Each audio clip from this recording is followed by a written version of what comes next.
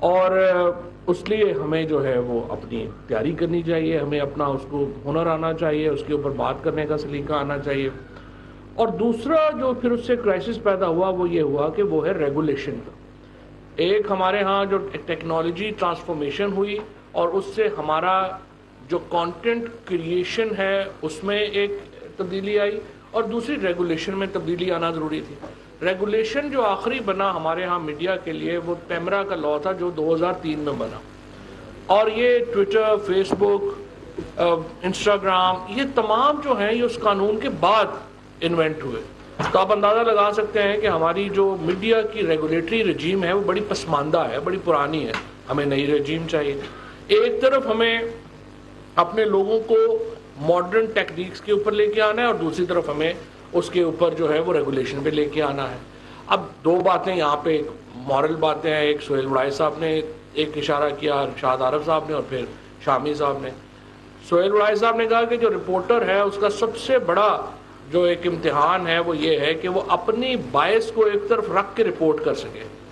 اس کے لیے ظاہر ہے کوئی ریگولیشن نہیں ہو سکتی، اس کے لیے ایک آپ کو ٹریننگ چاہیے، اور وہ لوگ جو کہ آپ کے میڈیا میں نئے آ رہے ہیں ان کو پتہ ہونا چاہیے کہ رپورٹنگ میں اور تجزیے میں کیا فرق ہے۔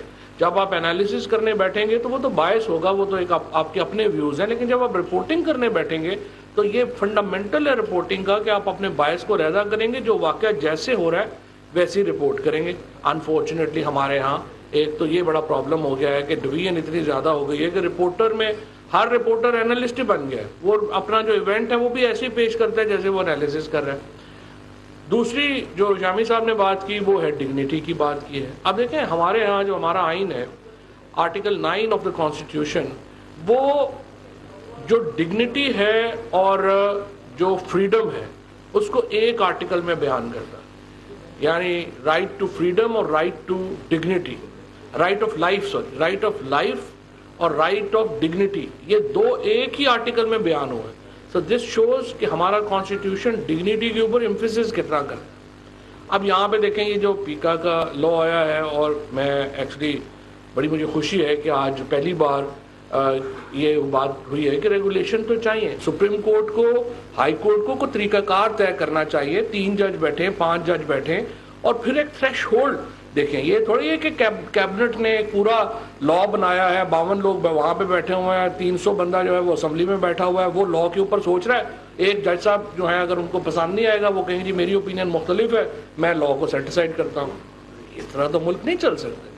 اور پاکستان میں اور پھر ہندوستان میں بھی، اسپیشلی پاکستان میں پوسٹ افتخار چودھری جو ایک کرائسس ہے جوڈیشری میں، اب اس کو ایڈریس کرنا پڑے گا، ادروائز تو ملک جو ہے وہ آگے نہیں چل سکتا ہے۔ Policy decision making has to be with the government, policy decision making judiciary کو شفٹ نہیں کی جا سکتی۔ This is fundamental of governance, اور ججز کو جتنی جلدی یہ بات سمجھ آ جائے، میں بڑے احترام سے عرض کروں گا، اتنا ہی ملک کے لیے بہتر ہے۔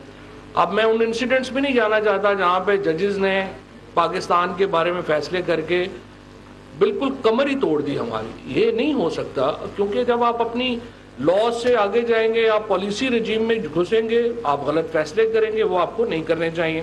سو بصد احترام میرے خیال میں ایک جج کو تو بالکل بھی حق حاصل نہیں ہے کہ وہ لیجسلیشن جو ہے اس کو کر دے۔ اس کے لیے رولز بننے چاہیے، ریگولیشنز بننے چاہیے، اور ایٹ لیسٹ فل کورٹ بیٹھ کے فیصلہ کرے۔ اگر کوئی لاء کو انہوں نے سیٹ اسائڈ بھی کرنا ہے، اکیلے بیٹھ کے یہ فیصلہ جو ہے ان کو نہیں کرنا چاہیے۔ دوسری بات یہ ہے کہ میں 100% اس بات سے اتفاق کرتا ہوں کہ جو بھی میڈیا کے قوانین بنے وہ ایسے نہیں ہونے چاہیے جس کو حکومت جو ہے وہ بازو مروڑنے کے لیے استعمال کر سکے۔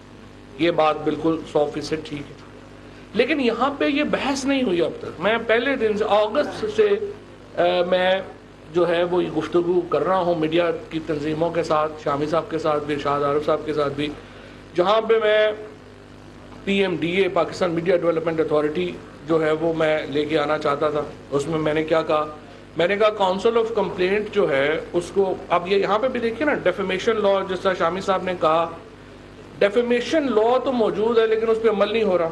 اب یہ کہہ دیتے ہیں کہ جی نہیں وہ آپ UK میں، بھائی ڈیفیمیشن لاء تو UK کا اور ہمارے میں کوئی فرق ہی نہیں ہے۔ پرابلم یہ ہے ہمارے ہاں جو لوور جوڈیشری ہے وہ ڈیفیمیشن کو امپلیمنٹ کرنے میں انٹرسٹڈ نہیں ہے، آپ کے کیسز ہی ڈیسائیڈ نہیں ہو رہے ہیں۔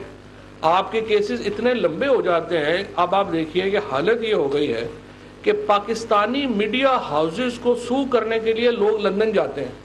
ہر بڑے آدمی نے پاکستان کے میڈیا ہاؤس کو سو کرنا ہے، اس نے جا کے لندن میں کیا ہے. یہاں پہ 2 وزیروں کے ساتھ جو ہوا وہ جا کے لندن میں جا کے انہوں نے کیس فائل کیے، کیونکہ جوڈیشری یہاں پہ ہم باہر والوں کو کہہ رہے ہیں کہ جی آپ پاکستان کے لا سسٹم کے اوپر جو ہے بلیو کریں، یہاں پہ حکومتی وزیروں کو باہر جا کے کیس کرنے پڑ رہے ہیں. یہ حالت ہے ہمارے اعتماد کی اپنے جسٹس سسٹم کے اوپر. This needs to be changed, اور یہ چینج نہیں ہوگا اگر جو اپنا جوڈیشری خود چینج نہیں کرنا چاہے گی تو چینج نہیں ہوگا. سو آپ ڈیفیمیشن لا لگا لیں، آپ کی مرضی ہے.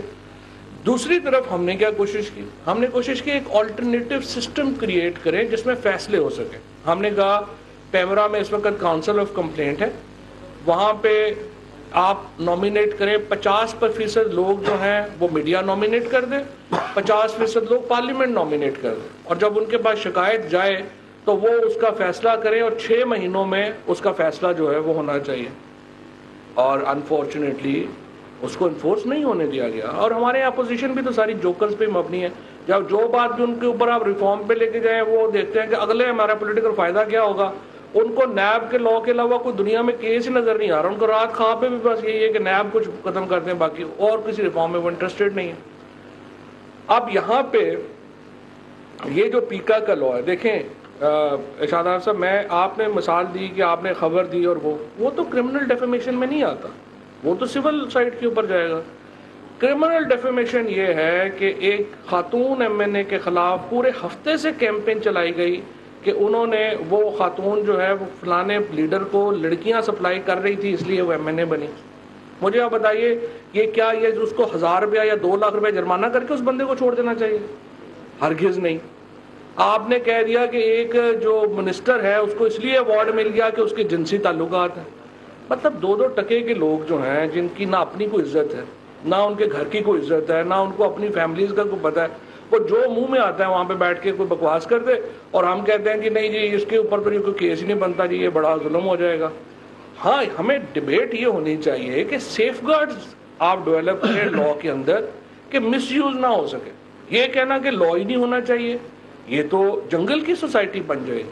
اور جس طریقے سے پھر ہم نے یہاں پہ حالات کر دیے ہیں، ہم سمپل یہ کہہ رہے ہیں لا ہو اس کی، اور یہ تہمت اور بہتان دونوں جو ہیں یہ اسلامک پنشمنٹس ہیں، آپ اس کے پیچھے تو نہیں ہٹ سکتے.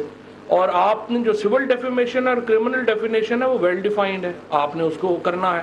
آپ سیف گارڈز بتا دیں. سیف گارڈز بہترین یہی ہیں کہ میڈیا کی نمائندگی ہو، جو ڈیسیژن میکنگ باڈی ہو، وہ ڈیسیژن میکنگ کے لیے جو ہے وہ میڈیا کے اسٹینڈرڈز طے کرے. پھر آج ابھی آپ نے دیکھیں سب سے بڑے اخبار کے جو ایڈیٹر ہیں وہ اتنے بے شرم ہیں کہ انہوں نے ہیڈ لائن لگا دی کہ شیعہ ماسک جو ہے اس میں ہوا ہے حملہ. یہ اس طرح سے آپ کرتے ہیں؟ آپ ملک میں کیا شیعہ سنی فساد کرانا چاہتے ہیں؟ ایک صاحب لکھ رہے ہیں کہ وہ چیف آف آرمی اسٹاف چلے گئے ہیں اور وہ وہاں نواز شریف سے ملاقات کر کے آ گئے ہیں.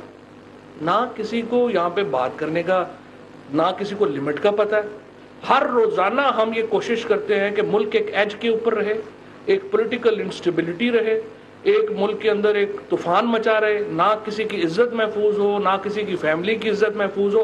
اور اس کو ہم کہتے ہیں یہ میڈیا فریڈم ہے. کوئی یہ میڈیا فریڈم نہیں ہے، یہ لچر پن ہے، اور اس کو کنٹرول ہونا چاہیے. اور میں یہ سمجھتا ہوں کہ ہر طرح ہمیں یہ کوشش کرنی چاہیے.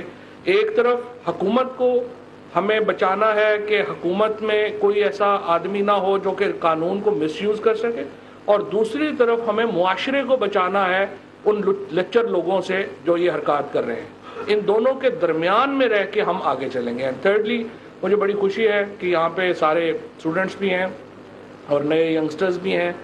دیکھیے ہم نے آ کے سب سے پہلے تو گورنمنٹ کا جو میں ڈیجیٹل میڈیا کی طرف تھوڑا ایک میں دوبارہ بات کرنا چاہتا ہوں، اس کی بڑی اہمیت ہے. آپ دیکھیں جب ہم نے اپنی اس کو نہیں بنایا اور اس کے ہندوستان نے مثلا آپ دیکھیں اب ہوتا یہ ہے کہ جو ملک ہیں ان کے خلاف ضروری نہیں ہوتا کہ جا کے حملہ ہی کرنا ہوتا.